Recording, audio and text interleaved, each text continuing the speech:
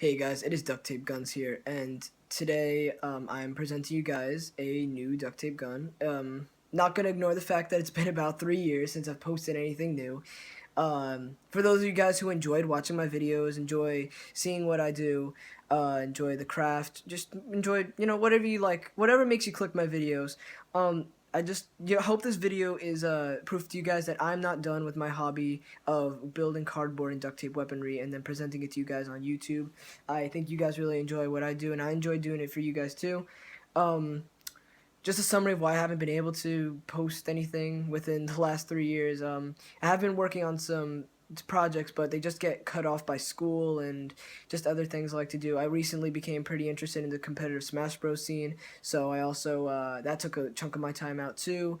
But recently I was able to find the time to build a weapon, and I really enjoy how it came out. I think it's one of my most phenomenal builds, and I think it's a great way to start off, I guess, a new era after 3 years of not posting anything. So without further ado, here's my MP5K PDW cardboard and duct tape model. One more thing before I show you guys the weapon, sorry. I just want to say that I made a Twitter account for my duct tape gun account, and I just want to say that if you guys have anything to say to me, just go follow me on there and tell me on there, because it's a lot easier for me to communicate with you guys and to keep you guys updated and to do anything that's worth talking about on Twitter than it is on the YouTube comment section.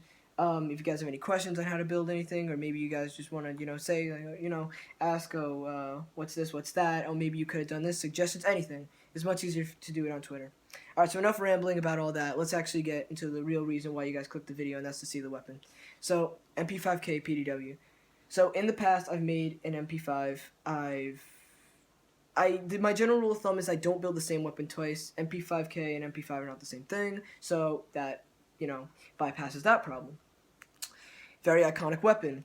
This is the PDW variant, so it's not that much more different than the MP5, but everybody knows the MP5. Anybody who watches a lot of action movies, anybody who plays a lot of video games, you know what an MP5 is. So the MP5K PDW should not look that foreign to you guys. Heckler and Koch German submachine gun, chambered in 9mm. Again, very iconic. My model, I think, came out very lifelike, very 3D. The proportions are, I'm pretty sure, 100% correct.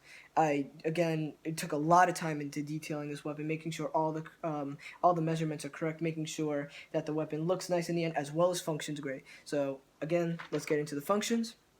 So, first function, charging handle. Pretty standard for some of my recent builds, but this charging handle is very sturdy. It's all internalized, an all-internalized mechanism. Very strong, resets every time, and the charging handle does lock in like a normal MP5. That's just a notch cut in to the weapon here, and what that does is it locks that in, and it also functions with the you can see through the ejection port, the bolt and the bolt carrier move with the bolt, and just to prove that they're two separate pieces, you see that line right here? That's just to prove that they are two separate pieces. They're not connected in any way. So that's a pretty cool function. But another really good function that I've actually been able to implement into this weapon and not into a lot of my other ones is a actual 100% functioning magazine release. This magazine does not come out unless you push the magazine release and pull out. It's very strong, very strong. Some of my other weapons I've been able to get away with kind of pulling it out, pushing it in, and not pressing the magazine release. But this one has no tolerance for that. If you try to pull it out, I'm putting a lot of force here. It's not coming out. I am 100% honest. It won't come out unless you push the magazine release. Put two little 9mm shells in there. Makes it look nice. And in case you're wondering how the magazine release works, there's a little binder clip, and it gets into this little notch in the magazine. A little bit of a sacrifice on detail there, but the functionality is more important to me, so pretty good. Next, we have the trigger, and this trigger is probably my best trigger of all time. And that has nothing to do with the fact that I'm improving as I'm going. Well, it has actually, yeah, it has everything to do with the fact that I'm improving while I'm growing, but this one is such a major improvement. All my other triggers, if you watch my other videos, you can see maybe a little spring, you can see a rubber band, you can see why it moves. This one, all internalized, resets every time. Every time. The spring pull is so nice. It's almost lifelike in terms of a real a real MP5, and it's so comfortable. But not only that, but it has a working safety mechanism built into the trigger. Right now it's on semi-auto, so it pulls and resets perfectly every time. Fully auto, same story. It doesn't know whether you're doing it or not. But if you put it on safety, it does not go back the whole way. It's cardboard and duct tape, so obviously it's gonna wiggle a little bit, but it doesn't go back. You can see I'm putting the pressure of the whole weapon on the trigger, and it's not going. And I do the same thing if I were to put it on semi-auto. Falls right away. If you guys can catch that, falls right away. So there's definitely something, definitely a lot of work I put into this. The very fact that it has a working safety, also ambidextrous safety, is it's amazing because this is such a step up. I was working on something like this in the past, but I was never able to create it, so I was like, whatever, it's not that cool. But now it's so cool because you actually, like, say you're like, you pick it up and you're like, why isn't it working? Oh, that's right, I gotta put it on semi-auto, I gotta take the safety out. Only put the safety on so the trigger won't go. It's just amazing, the amount of detail I put into the trigger, and it feels so nice. Along with that safety, it's such a step up from my other weapons. Sights. These are nicknamed the castle sights because the rear sight. Oh my goodness! Sorry if I can get a. There we go. It's nicknamed the castle sights because there's they look like castle walls, and it's the standard Heckler and Koch sight for their submachine guns as well as their rifles. And there's 4 different little slots here that you can select. They're not differing too much. And again, the weapon doesn't exactly shoot, so it doesn't really matter. The range and all that doesn't really matter, but it is a nice touch to the sights. Now, one could say, okay, well, maybe I want to put an optic on, but wait, there's no tactical rails on this. Where's all the tactical rails?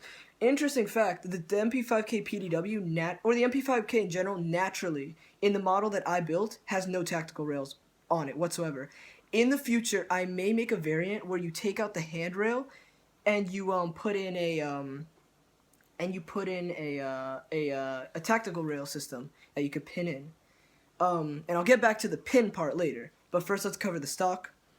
Stock is pretty sturdy, cardboard and duct tape again, so it's a little wobbly, but a lot of pressure going on here. It's actually pretty comfortable. Again, we're not running into the battlefield with cardboard and duct tape stock, but for those materials, it's pretty sturdy, very comfortable, nice length. And not only that, but say you're not feeling the stock, right? Okay, you take this pin here, right here, and sorry, one second. Okay, take this pin right here, fold it over, put the pin in here, and boom, collapsible stock. Well, foldable stock. There's a little Velcro, there's a little notch right here on the weapon. I don't know if you can see that right here. And you put the stock onto there, and whoops, sorry, I didn't catch it. And voila, foldable stock, doesn't come off. Makes the weapon even more compact, gives it more of that MP5 kind of look. Stock folds over on the right side only, but it doesn't really contest with you utilizing anything. It still functions completely. I like it, but again, you could also just put the buttstock on. Wait, but how am I supposed to put the buttstock on? Are you saying that I could take the piece out? You absolutely can. This model that I've made, and I'm going back to the point I made with the pins, you may have noticed here that there's quite a number of these little dots on the weapon. What are these dots? Those are pins holding it in because the weapon is 100% field strippable, and you can take it apart. I won't show that to you guys in this video because it will take too long. It'd be like a 30-minute video. I'm gonna make a separate video for the field stripping, but you guys will. It's definitely interesting because you can see all the mechanics that go into the weapon. But again, I'll save that for a later video. Other than that, that's the full functionality of the weapon. Again, the charging handle, locking charging handle. We have the magazine release, working safety, and the foldable stock and the sights. I just want to thank you guys for watching. Anybody that's still with me at this point after 3 years of me being gone, I want to thank you guys for staying. Or maybe you're just new and you enjoy what I've done. Again, check out my Twitter. I can, again, get back to you guys on any suggestions or any inquiries that you have for me there.